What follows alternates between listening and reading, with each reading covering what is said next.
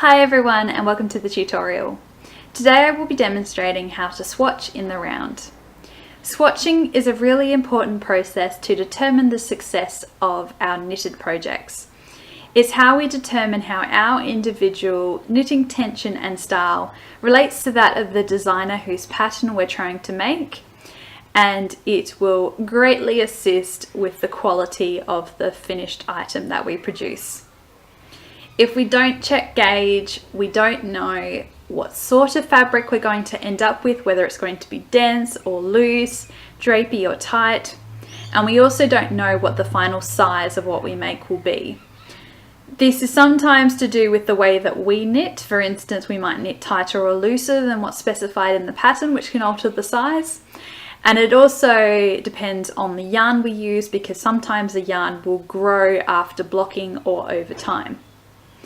It's also really important that when we swatch using the same method as what we will use in the actual pattern, i.e. whether we swatch in the round or flat. Very often our knitted tension differs between knitting and purling, and when we knit in the round versus flat, often we will need to knit or purl more times in one way or the other, which will have a big influence on the final fabric that we're making. So for instance, if I was knitting something that's done in stockinette, if I was knitting that item flat, I would knit a row, then purl a row, then knit a row, then purl a row. And if I was knitting that item in the round, I would knit every single row. Therefore, it's going to be pretty different if I am doing it one way or the other. And if I was knitting something in the round, if I only check it flat, I might find that it's not quite accurate when I go to make the final knitted item. So there's a couple of different ways that we can swatch in the round. There's one where we knit literally a tube, as you can see in this blue swatch here. So I cast on double the amount of stitches that I wanted for the swatch. I knit this using a circular needle, but you could also use double pointed needles. And I knit every single round, bound it off, and now I've got this tube that I can lay flat and then measure my gauge across. The advantage of using this technique where I knit a tube for my swatch is that I could later undo this swatch and reuse the yarn. So my yarn stayed in one piece throughout this whole process, and if I got to the end of my project and I needed just a little bit more to finish it off, or maybe once I finish the project I don't have any use for this swatch, and I would really rather use the yarn for something else, I can then undo it and it's usable.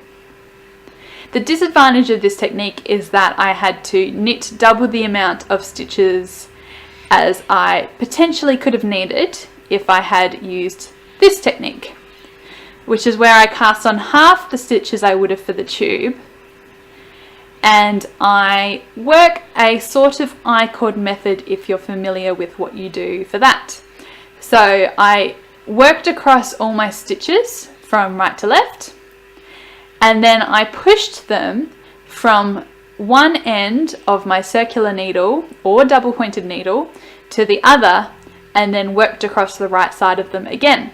So I'm constantly just working the front side as I need to for swatching in the round, but I'm only working what ends up being a flat piece of knitting. So the benefit of this technique is that, as you can probably guess, it takes about half the amount of time as a tube does.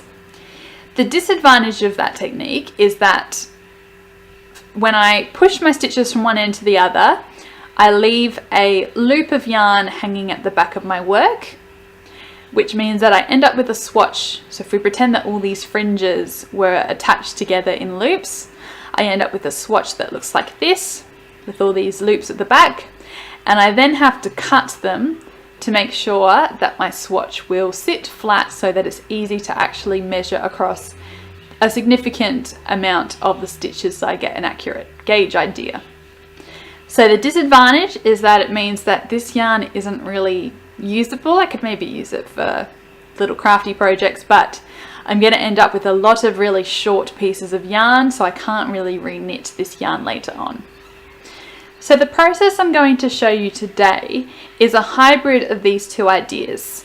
I'm going to be knitting half the number of stitches and creating loops of yarn, but I'm going to make sure my loops are really long, which means that later I could undo this gauge swatch and reuse the yarn. So for my swatch, I've already cast on the number of stitches I want, and you always want to make sure you cast on a fairly decent number. If you make a really small swatch that's only a couple of centimeters big, you're not really going to get a proper idea of what the final fabric and gauge are. It's going to be really hard to take a measurement off of.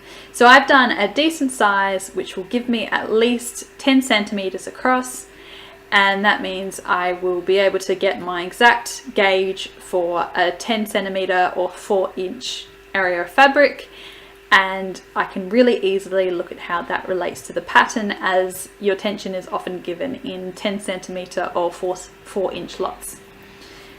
So what I'm going to do is work across these stitches from right to left, just as I would for a flat swatch, and I'm not going to, you know, join them in the round or anything, but then I'm going to push them. I've got a circular needle here. I'm going to push them from one end of the circular needle to the other so that I can constantly just work across the right side of the stitches. So to begin a swatch, I often like to work a couple of rows of garter stitch, which stops it from rolling. This is particularly useful if you're checking gauge for a piece of stockinette. So I'm literally just going to knit across all of these stitches. And that might just take me a moment, so I'll meet you at the end of the row. Okay, there we go. I've knit across all my stitches. Now if I was working this piece flat, I would then flip my needle around and work across the stitches this way. Because I'm working it in the round, what I'm going to do is slide them down the cable of my circular needle until I get to the other side. And my working yarn is attached here to the opposite end of my stitches. So I'm going to draw it really loosely so that it reaches what is now going to be my first stitch of the next round. So I leave this really long loop, and I'm going to work across these stitches again across this right side. Because I'm working garter stitch in the round, instead of knitting this next row, I'm going to purl it, because garter stitch in the round is different to garter stitch flat. You have to alternate between knitting and purling to get those lovely ridges. So I'm going to work across all these stitches, and once again I'll meet you at the end of the row. Okay, once again I've reached the end of my stitches, and once again I'm going to push them from this end of my cable needle to the other,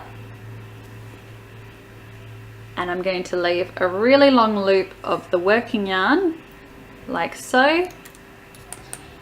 And because my last row of garter stitch was a purl round, I'm now going to knit across them. So I'm alternating between knit rows and purl rows and work across them again. So you might notice a disadvantage to this technique is that you will use a lot of extra yarn. There's a lot of yarn at the back here that isn't doing anything except making sure that my piece of knitting is able to sit flat. So you'll see I've left a loop which is wider than the piece of knitting itself, so that unlike where we left a really short loop and the fabric had to fold over itself, here it will be able to sit flat and it'll be really easy to pop my tape measure on top of. So the disadvantage is that you're using more yarn than you would otherwise, but this yarn can be recycled later, so none of it will go to waste. So once again, I'll just knit to the end of these stitches.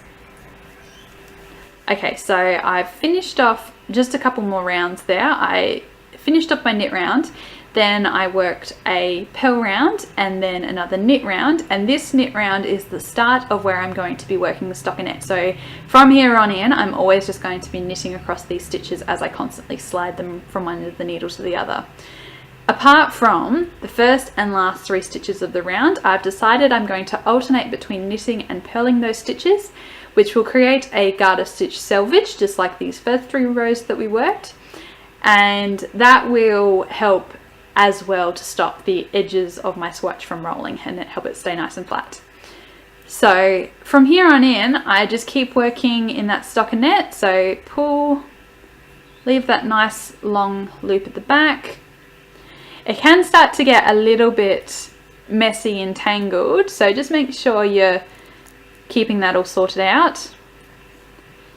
Purl those first 3 stitches to create that garter stitch pattern, and then knit across all of the other stitches until I get to the last 3, and I'll purl those as well.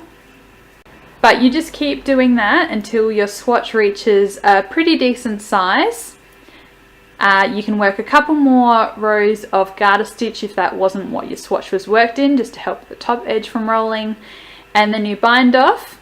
You'll have a lot of these really big long loops at the back, and then you can block your swatch either by wet blocking or steam blocking so that the fibers react and you can tell what the final state of them will be. And then you can check your gauge and you'll know all you need to know about your needle and yarn choice and how that will relate to your final knitted project. So that's quite a quick rundown, but that's how I like to swatch in the round, and I hope that helps you with your projects in the future. So thank you for watching. If you enjoyed the video, please feel free to subscribe to the channel. And if you have any questions or comments, do leave them below.